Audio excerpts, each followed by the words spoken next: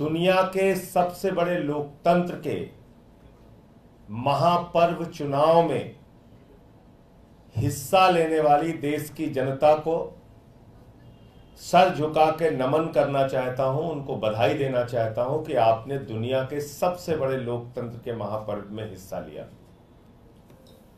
आज चुनावों के परिणाम आ रहे हैं और लगभग तस्वीर साफ होती हुई दिख रही है। ये चुनाव कई प्रकार का संदेश दे रहे हैं।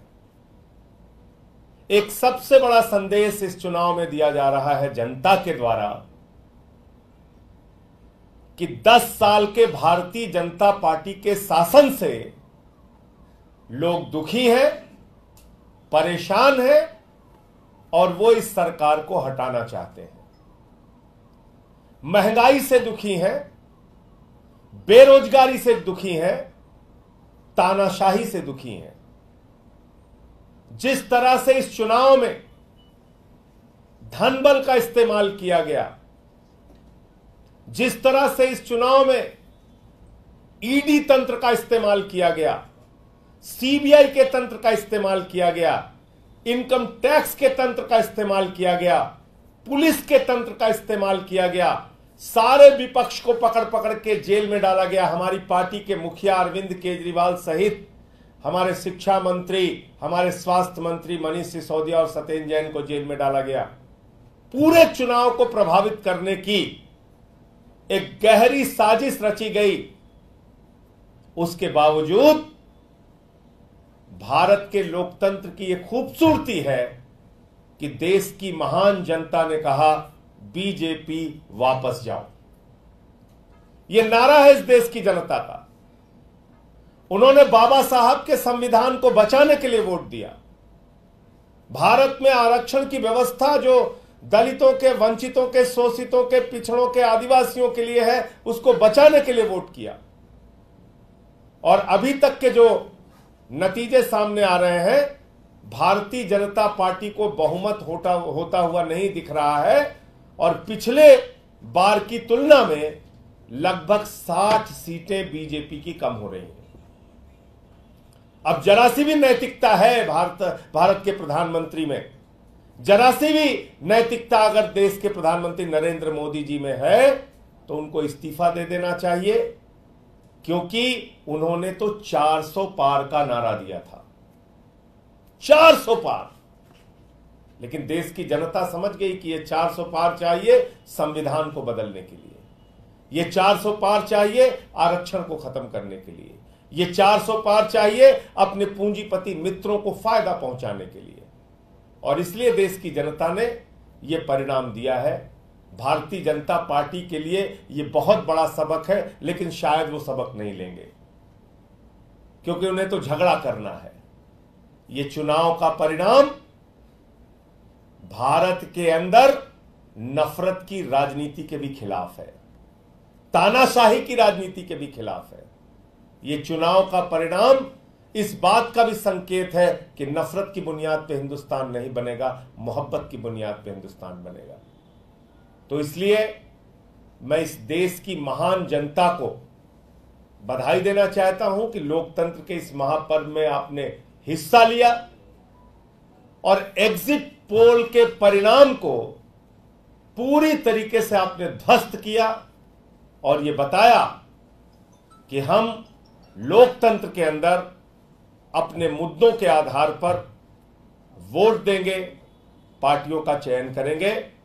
किसी को भी इस अहंकार में नहीं रहना चाहिए कि वो बिल्कुल हमेशा के लिए इस देश पे तानाशाही की अपनी हुकूमत चलाएंगे। और वैसे भी प्रधानमंत्री जी ने जब से कहा कि उनका जन्म बायोलॉजिकल नहीं है, वो अवतार हैं, भगवान से भी बढ़कर अपने आप को मानने लगे। उनकी पार्टी गाना गा रही थी कि जो राम को लाए हैं हम उनको लाएंगे। इतना अहंकार हो गया कि भगवान श्री राम को लाने का दावा करने लगे। इतना अहंकार हो गया कि भगवान जगन्नाथ जी उनके भक्त हैं, ऐसा दावा करने लगे। तो आज बजरंगबली का दिन है, मंगलवार का दिन है और उनको एक संदेश, एक संकेत भगवान ने, प्रभु श्री राम ने, बजरंग बली जी ने, इस देश की जनता ने दिया है। उससे कितना सबक लेते हैं नहीं मालूम, लेकिन वास्तव में ये भारत के लोकतंत्र की महान जनता है जो ये बताने के लिए मैदान में आई कि आप इस देश में तानाशाही की हुकूमत नहीं चला सकते। मैं निवेदन करूंगा हमारे प्रदेश अध्यक्ष और कैबिनेट मंत्री गोपाल राय जी से कि वो अपनी बात रखें।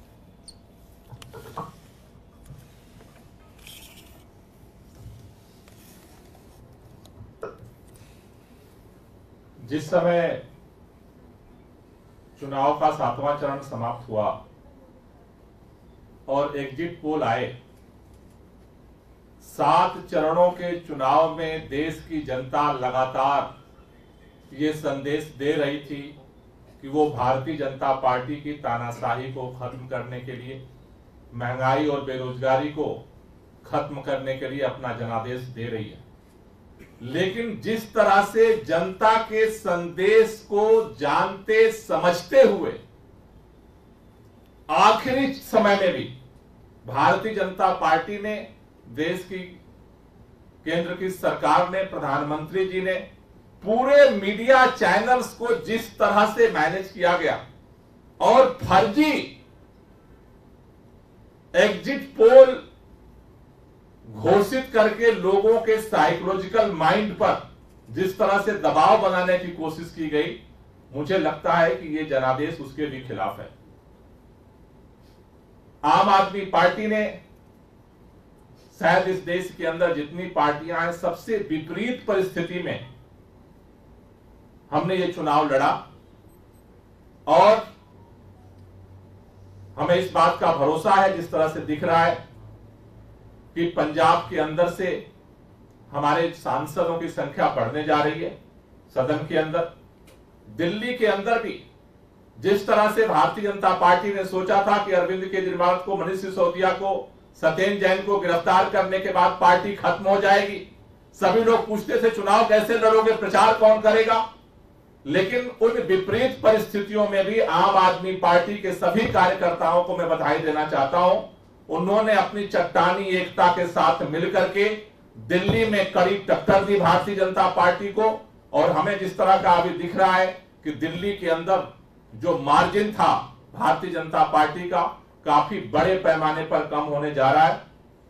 मैं देश के लोगों से एक ही बात कहना चाहता हूं, आपने भाजपा को हराया है, लेकिन भाजपा का अभी तानाशाही प्रवृत्ति, मनोवृत्ति अभी खत्म नहीं हुई है। इसलिए इस देश को बचाने के लिए, संविधान को बचाने के लिए, लोकतंत्र को बचाने के लिए हम सबको मिलकर के इस लड़ाई को आगे लड़ना पड़ेगा। मैं देश के उन तमाम पार्टी के लोगों से भी अपील करना चाहता हूं जो इस देश के संविधान में, इस देश के लोकतंत्र में भरोसा रखते हैं। अपने अंतरात्मा की आवाज को सुनिए और इस देश के अंदर देश की जनता का जो जनादेश है उसे स्वीकार करते हुए इस तानाशाही को हटाने के लिए, संविधान को बचाने के लिए, एक लोकतांत्रिक सरकार बनाने के लिए आगे बढ़िए। मुझे भरोसा है कि जनता ने जो जनादेश दिया है देश की सभी पार्टियां सुनेगी, क्योंकि भाजपा के पास बहुमत नहीं है। भाजपा के पास बहुमत नहीं है। भाजपा के इतर जितनी पार्टियां हैं उन सबके पास बहुमत है। आज देश के अंदर अगर एनडीए गठबंधन में देखें, 2 मुख्य पार्टियां हैं। एक पार्टी है आंध्र प्रदेश से टीडीपी, चंद्रबाबू नायडू। 2019 में चंद्रबाबू नायडू वो नेता हैं जिन्होंने मोदी जी के खिलाफ पूरे देश में घूम करके लोगों को इकट्ठा किया। दूसरे एनडीए के अंदर नीतीश कुमार जी हैं जिन्होंने इस बार घूम करके देश भर में नरेंद्र मोदी जी के खिलाफ अभियान चलाया। ये दोनों नेता हैं, देश के लोग उनसे उम्मीद कर रहे हैं कि सही समय पर सही फैसला लेंगे और इस तानाशाही को खत्म करने के लिए देश की जनता की जो आवाज है उसे सुनेंगे और देश में इस तानाशाही को खत्म करके एक लोकतांत्रिक सरकार बनाएंगे। लोगों के बेरोजगारी और महंगाई की समस्या का समाधान करेंगे। यह देश जो उम्मीद कर रहा है, पूरे देश की हमें उम्मीद है कि जल्दी उसकी आकांक्षा पूरी हो। हमारे पार्टी के राष्ट्रीय सचिव पंकज गुप्ता जी।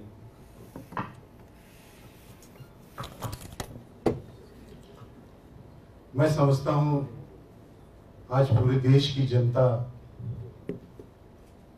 इस देश की जनता ने जो इस चुनाव में नतीजे दिए हैं वो इस देश पर ही नहीं पूरे विश्व पर एक बहुत बड़ा असर करेगी। पूरा विश्व देख रहा था कि हिंदुस्तान में किस तरह से जनता संविधान को बदलने की जो कोशिश हो रही थी उसका किस तरह से जवाब देता है। और मेरा विश्वास है कि लोकतंत्र में आस्था, भारत के लोकतंत्र में आस्था इन चुनावों के बाद बहुत बढ़ेगी। और जैसा अभी मैं सिर्फ इतना कहना चाहता हूं कि जैसा अभी गोपाल जी ने कहा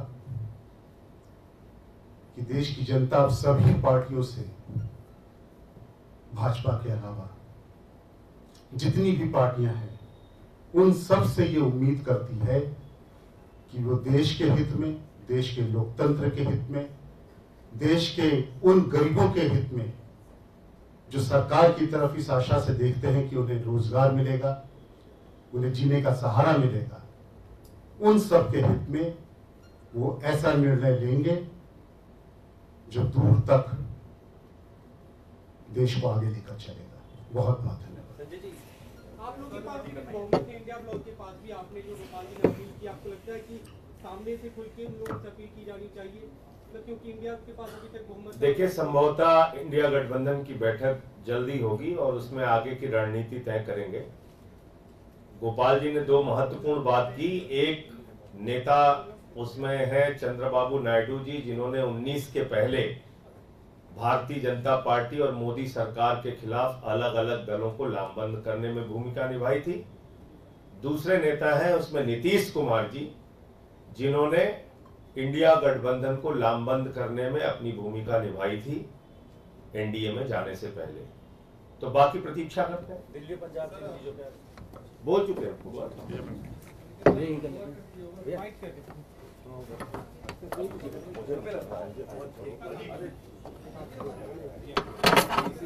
ऋषभ भाई